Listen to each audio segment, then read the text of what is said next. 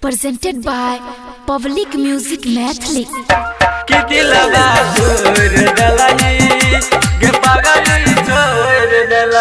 DJ Umesh Sukhipur बाजार। हमरा भूललही तोरा न भूलेबो करे न सिखलही प्यार दिल पर हमरा खंजर मार के जाय छी जम ससुरा की दिलवा तोड़ देलही गे पागली छोड़ देलही की दिलवा तोड़ देलही गे रनिया छोड़ देलही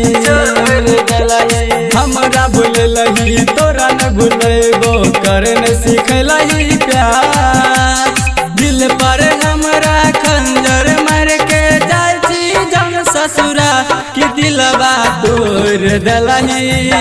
गे पागली छोड़ देलही की दिलवा तोड़ देलही गे रनिया छोड़ देलही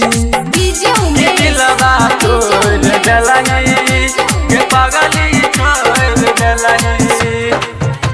गे पागली छोड़ देलही कहने रही वादा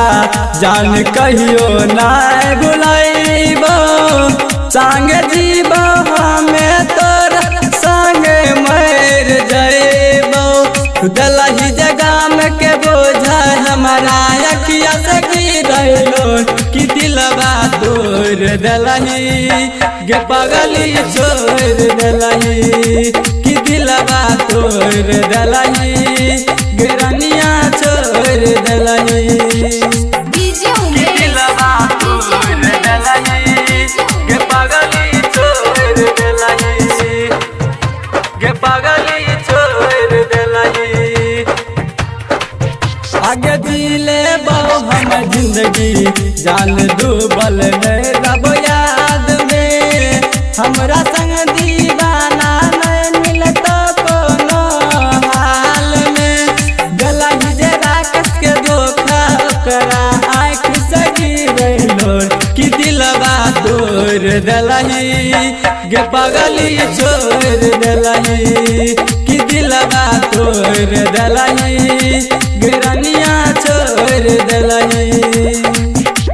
recording studio public music Dudhpura बाजार।